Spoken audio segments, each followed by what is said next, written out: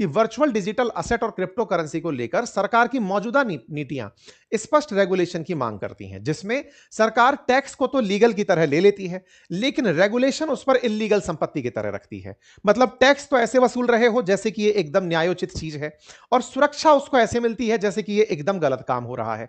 हमारे देश में क्रिप्टो के साथ काम करने वाले लोगों को भी हर समय यही तो लगा रहता है कि सरकार ने टैक्स तो पूरा वसूल लिया, लेकिन कोई कह दे कि क्रिप्टो में ट्रेड कर रहे हैं तो सरकार ऐसे देखती है जैसे गुनहगार हैं।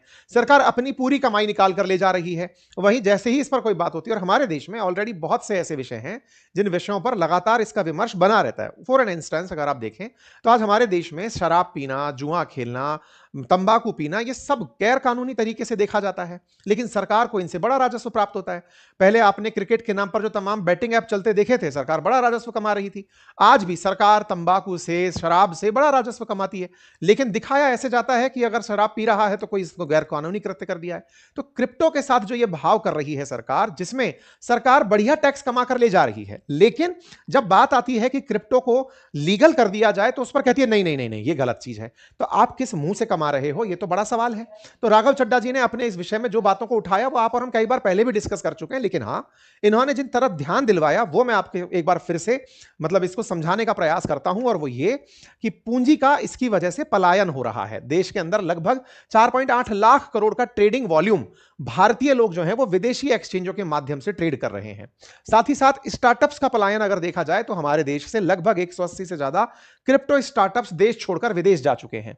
निवेशक जो हैं वो भारत से निकल करके लगभग 12 करोड़ भारतीय घरेलू प्लेटफॉर्म्स की बजाय विदेशी एक्सचेंजों के जरिए निवेश कर रहे हैं, और ट्रेडिंग वॉल्यूम भी, भारत को ट्रेडिंग वॉल्यूम में भी अब 73% विदेशों में देना पड़ रहा है। हमारे देश के अंदर डोमेस्टिक रेगुलेटर सैंडबॉक्स बनाने की जरूरत है। आवश्यकता है कि सरकार इसे रेगुलेट करे, सरकार एंटी मनी लॉन्ड्रिंग जो लॉज हैं उन्हें और ज्यादा टाइट करे, लेकिन इन सबको करके जो हमारे यहां से लोग बाहर जा रहे हैं जिनसे सरकार टैक्स नहीं ले पा रही, अगर सरकार देश के अंदर ही रेगुलेट करने का कानून बनाए तो उससे देश को लाभ होगा लगभग 15,000 करोड़ का, 12 से 17,000 करोड़ के बीच का सरकार को हर साल टैक्स में लाभ हो सकता है। राघव चड्ढा जी ने इस बात को रखा, लेकिन आप और हम इससे भी कहीं इतर एक और बात पहले समझने का प्रयास करते हैं कि क्रिप्टो को लेकर देश में स्टेटस क्या है। ये तो अब सदन में बोल दिया गया है, वो आप और हमने पहले सेशन में डिस्कस किया है, लेकिन फिर भी एक बार इस स्टेटस को डिस्कस कर लिया जाए। हमारे देश में क्रिप्टो को लेकर जो वर्तमान स्टेटस है ना, वो यही है कि ये लीगल टेंडर नहीं है। अब ये लीगल टेंडर क्या होता है, देखो इसको थोड़ा सा शब्द में समझिएगा। आप बिटकॉइन को जब देखते हो ना तो शेप इसकी दिखा रखी है कॉइन जैसी, कॉइन बोले तो सिक्का, करेंसी जैसी, और नाम में भी लिखा है क्रिप्टो करेंसी। तो जब शब्द के साथ करेंसी जुड़ा हुआ है, करेंसी का मतलब है कि वो जो चीज दे करके कोई और वस्तु, मतलब जिसको दे करके कोई वस्तु खरीदी जा सके, करेंसी का सीधा सा सेंस ये है, उसकी वजह से वस्तुओं का अथवा सेवाओं का आदान प्रदान किया जा सके, उसे आप करेंसी में नॉमिनेट करते हैं। तो हमारे देश में करेंसी रुपया है। देश के अंदर क्रिप्टो करेंसी नाम की एक और करेंसी को सरकार वैधता नहीं देती, लीगल टेंडर नहीं मानती। इसका मतलब हुआ जैसे गोल्ड को दुकान पर बेचकर आप आलू टमाटर खरीद कर नहीं ला सकते, वैसे ही क्रिप्टो करेंसी को देकर के आप उससे सामान खरीद कर नहीं ला सकते। सरकार ने इसे अवैध मान रखा है, अर्थात इसका मुद्रा के रूप में चलना, रुपए के रूप में चलना हमारे देश में मना है। चलो कोई बात नहीं, इसके पीछे के तर्क भी हैं जो काफी ज्यादा जस्टिफाइड हैं। आप और हम जो क्रिप्टो में विश्वास रखते हैं उन लोगों को भी समझ में आता है कि ठीक है, मुद्रा के रूप में आप मान्यता नहीं देते, इसके पीछे के कारण समझ में आते हैं। लेकिन क्रिप्टो को लोग आजकल सामान से ज्यादा इन्वेस्टमेंट के लिए यूज कर रहे हैं, यानी कि क्रिप्टो खुद एक एसेट बन चुका है और उस एसेट के अंदर लोग निवेश करना चाहते हैं। जैसे गोल्ड में लोग इसलिए निवेश नहीं कर रहे कि गोल्ड के सिक्के से दूध खरीदना है, उन्हें इसलिए निवेश करना है कि गोल्ड आज इतने रुपए का है, कल को इसका भाव इतने गति से बढ़ेगा तो ये इतने का हो जाएगा। यानी कि जिसके अंदर निवेश किया जा सके, जिसकी वैल्यू खुद की बढ़ रही है, हम उसे अपने देश में एसेट के रूप में यूज कर रहे हैं।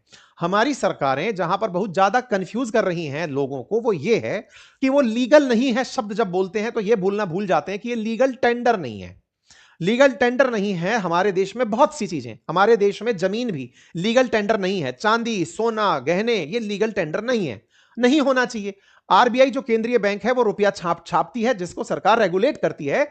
हालांकि बोलती है कि नहीं करते, लेकिन हां उसको पूरी तरह से ध्यान देती है। उस करेंसी को लीगल टेंडर बनाकर चलिए। क्रिप्टो करेंसी के साथ हमारे देश में दिक्कत यह हो गई कि जो शब्द के पीछे करेंसी जुड़ गया, इससे सरकार को लगा कि जनता थोड़े दिन में मांग करने लगेगी कि आप हमें इसे रुपए के बराबर मान्यता दे दो। रुपए की तरह अगर आप इसे मान्यता देने निकले, तो जब क्रिप्टो के भाव धड़ाम से ऊपर नीचे होते हैं तो सरकारें तो हिल जाएंगी। फॉर एन एग्जांपल, अभी कुछ दिनों के भीतर ही क्रिप्टो जहां लगभग $1.25 बिटकॉइन चला गया था, वो अभी $60,000 बिटकॉइन आ गया। अगर इतना तेजी से बाजार में बिटकॉइन का भाव गिरता और सरकार इसमें पहले से ही खुद भागीदार अगर बन जाती, तो सरकार को सोचो कितना नुकसान होता और आम जनता सरकार से राहत के नाम पर पैकेज और मांग लेती। सरकार इसलिए अपने आप को बचाकर चलती है, बचे कोई दिक्कत नहीं। लेकिन सरकार अगर इसे एसेट के रूप में मान्यता दे दे, क्योंकि क्रिप्टो करेंसी को बार बार अब बोला जा रहा है वर्चुअल डिजिटल एसेट, वीडीए, मतलब लोग इसे ट्रांजैक्शन में यूज करने की जगह इसे ही एक इन्वेस्टमेंट टूल के रूप में यूज कर रहे हैं। इसकी खरीद को ही एक टूल मान रहे हैं, इसको करेंसी के रूप में यूज ना करके इसे निवेश के लिए यूज करने की बातें कर रहे हैं कि हम इसे गोल्ड की तरह खरीद के रखना चाहते हैं, क्योंकि बिटकॉइन सीमित संख्या में दुनिया में उपलब्ध होंगे, इसलिए लोग इसकी खरीद फरोख्त में बिजी हैं। और यही कारण है कि आज बिटकॉइन के लिए जो भी आप फ्यूचर एंड ऑप्शंस में उसके ट्रेड होते देखते हैं, वो एक स्टॉक की तरह होते हैं। आज जिस प्लेटफॉर्म का लिंक हम लोग आपके साथ साझा करते हैं, जिसके लिए अब मैंने रेगुलर सपोर्ट की क्लासेस चालू कर दी हैं, वो हमारे एप्लीकेशन बातें बाजार की पर अब उसका सपोर्ट भी चालू हो गया है। रेगुलर क्लासेस हो रही हैं फ्री ऑफ कॉस्ट। यदि आपने मेरे साथ उसका अकाउंट बनाया हुआ है और आपको ट्रेड करने में कहीं भी कोई असुविधा हो रही है, तो आप सीखने के लिए आ सकते हैं। रोजाना सुबह 11 बजे लिंक कमेंट बॉक्स में पिन कर दिया है हमने, फ्री ऑफ कॉस्ट है वो। तो हो क्या रहा है ना कि लोग अब उसको एज ए स्टॉक ट्रेड कर रहे हैं। स्टॉक ट्रेड कर रहे हैं से मतलब समझ में आया कि लोग जिस तरह से मान लीजिए रिलायंस का कोई शेयर खरीदा, उसका फ्यूचर क्या है, उसके ऑप्शंस क्या हैं, उन पर ट्रेड हो रहा है। लोग ऐसे ही अब डेल्टा जैसे प्लेटफॉर्म्स पर इसकी डील कर रहे हैं कि इसका फ्यूचर क्या है, इसका ऑप्शंस क्या है। मतलब बिटकॉइन खरीदने की जगह उसके फ्यूचर ऑप्शंस बिक रहे हैं। यह अपने आप में दर्शाता है कि यह अपने आप का एक असेट क्लास बन चुका है। सरकार को आवश्यकता है कि इसे असेट क्लास के रूप में तो मान्यता दे दे, ताकि इसकी कमाई बढ़ सके। पिछले साल सरकार को 437 करोड़ रुपए वर्चुअल डिजिटल असेट से मिला, ऐसा इनको मतलब संसद के अंदर एक जवाब के अंदर देना पड़ा कि हमने इतना करोड़ रुपए टैक्स में वसूला है। भारत सरकार को ऑलरेडी 6,000 करोड़ का टैक्स का नुकसान हो रहा है, क्योंकि जो निवेशक हैं वो दूसरे देशों के अंदर जाकर के ट्रेड करने लग रहे हैं। ये अलग अलग डेटा है, कहीं 17,000 करोड़ का डेटा है भारत के अंदर कि हमारे निवेशक बाहर जाकर के जब निवेश करते हैं तो 17,000 करोड़ का टैक्स रेवेन्यू हम प्राप्त कर सकते हैं, अगर भारत सरकार इसको लेकर संयुक्त रूप से आगे बढ़े। इस तरह से सोचे कि इसके अंदर एसेट क्लास की मान्यता दे दी जाए। अब इसका लाभ कौन उठा रहा है? इसीलिए बहुत सारे देश जो किसी भी तरह से क्रिप्टो को करेंसी, अच्छा एक बड़ा सवाल यह है कि सरकार क्रिप्टो को करेंसी के रूप में मान्यता दे क्यों नहीं देती? भाई ये पूछने वाला सवाल है, क्या दे दो ना मान्यता, दिक्कत क्या है? तो मान्यता ना देने के पीछे का बड़ा कारण जो सरकार का है, वो केवल सिंपल सा है कि भाई हम मान्यता तो दे दें, लेकिन कल को इसके भाव अगर गिर गए, चढ़ गए, तो आप सवाल पूछने हमसे चले आओगे, ये हम नहीं झेल पाएंगे। सरकार के पास में दिक्कत ये होती है कि रुपया डॉलर के मुकाबले गिरता है तो सरकार स्ट्रेस में होती है। कल को इसके भाव गिर चढ़ गए तो फिर आप लोग हमारे सामने सवाल पूछने चले आओगे। ऐसे में सरकार खुद को बचाकर चलती है, क्योंकि जिम्मेदारी उसकी लीगल टेंडर के रूप में नहीं लेना चाहती। तो क्या हुआ, यहां से वो देश जो आसपास छोटे छोटे देश जैसे हांगकांग, सिंगापुर, दुबई, यहां पर बहुत सारे निवेशक जाकर के डल गए। वहां की सरकारों को सही मायने में अपने देश को एज ए कंपनी रजिस्टर करने की, कंपनी कमा कर लाओगे, हमारे देश के लिए पैसा खर्च करोगे, अपने आप को एज ए डेस्टिनेशन प्रमोट करके। इसका फायदा यह हुआ कि दुबई के अंदर बहुत सारी कंपनियां, इंडिया की भी बहुत सारी कंपनियां, इंडिया के भी बहुत सारे ट्रेडर्स दुबई जाकर सेट हो गए, क्योंकि उन्हें यहां तो टैक्स देना पड़ नहीं रहा। वहां रह के वहां जा रहे हैं तो वहां पर एज एन एनआरआई उस इनकम को दिखा रहे हैं। वहां की इनकम जब एनआरआई के रूप में दिखती है तो उस इनकम को भारत के अंदर रेमिटेंस के रूप में भेज दे रहे हैं। यही कारण है कि भारत को दुबई से, यूएई से बड़ी मात्रा में रेमिटेंस मिलता है। मतलब भारत अगर 100 बिलियन के आसपास, 150 बिलियन के आसपास, 100 बिलियन के आसपास रेमिटेंस प्राप्त कर रहा है, तो 18% हमको केवल यूएई से प्राप्त हो रहा है। तो इस प्रकार से भारत को यूएई जो रेमिटेंस देने की जो जगह निकल कर आई, उसके पीछे का बड़ा कारण यह है कि हमारे देश के बड़े सारे क्रिप्टो ट्रेडर्स जाकर के सेटल हो गए दुबई में जाकर के, बड़े सारे क्रिप्टो के लोग जाकर सेटल हो गए, हमारा बहुत सारा वॉल्यूम वहां चला गया, सब लोग ट्रेड करने के लिए। जैसे जब मैं आपसे डेल्टा की बात कर रहा हूं, तो डेल्टा में जो ट्रेड हो रहा है वो इंडियन करेंसी में हो रहा है। इंडिया की सरकार का एफआईयू जो इसको रजिस्टर करके चल रहा है फॉरेन एक्सचेंज के अंदर। लेकिन अगर बात किसी को क्रिप्टो खरीद कर उसे डिजिटल असेट के रूप में रखकर और भविष्य में उसके कैपिटल गेन पर बात करनी है, तो उसको लेकर के सरकार कहती है कि मैं 30% टैक्स वसूलूंगी। आप फ्यूचर एंड ऑप्शंस में अगर ट्रेड करके पैसा कमाते हैं तो सरकार कहती है जितना इनकम टैक्स के दायरे में आओगे मैं उतना वसूलूंगी। तो हमारे देश को असल में जरूरत इस बात की है कि जब देश already global crypto elite section में शामिल हो चुका है, हमारे देश को top 10 global for transaction crypto uses में माना जाता है, तो आवश्यकता है कि सरकार अपने आप को इसके लिए भी तैयार करे। आज अमेरिका दुनिया की टॉप इकोनॉमी है, वो क्रिप्टो को अपने यहां लीगल टेंडर नहीं मानती, लेकिन उसके बावजूद भी क्रिप्टो के अंदर ट्रेड को कराने दे रही है। क्रिप्टो को लोग असेट के रूप में यूज कर पा रहे हैं, डॉलर में खरीद और बेच पा रहे हैं। हमारे देश को भी आवश्यकता है कि वो इस चीज पर काम करे। आवश्यकता है कि दुनिया में जितने भी नवाचार आ रहे हैं उनमें हम पिछड़े नहीं।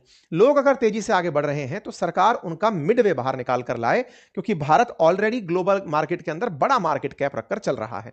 दुनिया भर के देशों ने क्रिप्टो को लेकर के अपने यहां पर कुछ ना कुछ कानून व्यवस्थाएं बना ली हैं। पाकिस्तान जैसा देश क्रिप्टो के अंदर तेजी से भगा जा रहा है। गोल्डमैन सैक जैसी जो कंपनियां हैं उन्होंने $2.3 बिलियन के क्रिप्टो इन्वेस्टमेंट किए हुए हैं। ये जानकारी बाहर निकल कर आ रही है। ये दर्शाता है कि दुनिया भर के अंदर क्रिप्टो में लोग निवेश करके बैठे हुए हैं।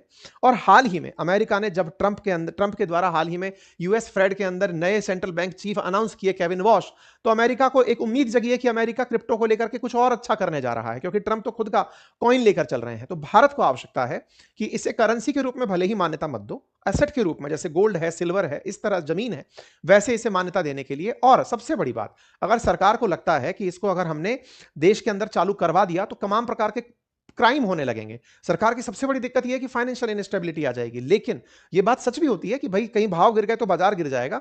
तो उसमें जब आप असेट क्लास में उसको रखोगे, जैसे चांदी का भाव टूटा तो कोई सरकार के पास यह कहने नहीं गया कि साहब सरकार बचाओ हमारी चांदी को, क्या हुआ है। नहीं, चांदी का भाव ग्लोबल तय हो रहा है, क्रिप्टो का भाव भी ग्लोबली तय हो रहा है। जनता अपना अपने आप देखे, लाभ कमाए तो सरकार को टैक्स वसूल कर दे। सरकार को आवश्यकता है कि वो मॉनेटरी पॉलिसीज के थ्रू इन सब चीजों को कंट्रोल करते हुए चले। हमारे देश के अंदर आवश्यकता है कि हम नवाचारों को जगह दें और प्रॉपर तरीके से क्रिप्टो के अंदर ट्रेड करने वाले लोग जो अपनी अकाउंट से बैलेंस लगा करके ट्रेड कर रहे हैं उन्हें इलीगल ना माना जाए, और हमारा समाज भी उन्हें इलीगल ना माने जब सरकार उसके लिए कोई कानून लेकर आएगी। मुसीबत क्या हो रही है ना कि इस क्रिप्टो के चलते कुछ जगह पर हवाला से मनी लॉन्ड्रिंग हो जाती है। उस मनी लॉन्ड्रिंग के चलते बहुत से काम ऐसे होते हैं कि सरकार क्राइम को बचाने से डरती है कि भाई क्राइम नहीं होना चाहिए, लेकिन मुसीबत यह कि क्राइम अभी भी हो रहा है। तो हो रहा है तो सरकार खुद भी तो अपने खाते भर ले। ये वही वाली बात है, सरकार ने शराब को सरकारी तरीके से इसलिए बेचा ताकि अवैध रूप से ना बिके, सरकारी तरीके से बेचना पड़ा ना फाइनली। वैसे ही क्रिप्टो के ऊपर अगर आपको लग रहा है कि लोग कुछ गलत कर रहे हैं तो आप अपना खुद का तो राजस्व भर लो कि जो लोग कर रहे हैं अवैध रूप से उनको भी मौका दे कि चलो भाई वैध तरीके से कर लो। और यहां पर जो आप कमा कर लेकर आ रहे हो इससे सरकार को टैक्स दो। सरकार टैक्स वसूल करके कम से कम उसके नियामकीय उपायों को बढ़िया से खेले। मनी लॉन्ड्रिंग जैसी चीजों को रोकने के लिए जांच व्यवस्थाओं को, सुरक्षा एजेंसियों को सतर्क करे, उनको और पाबंद करे और उनको अपडेट करे टेक्नोलॉजिकली। ये तमाम चीजें सरकार के द्वारा की जा सकती हैं। खैर, फिलहाल के लिए इतना ही, लेकिन हाँ, सदन में इस विषय के ऊपर मांग उठी, अपने आप में एक बड़ा विषय है। आप लोग इस विषय पर क्या सोचते हैं, अपनी राय जरूर दें।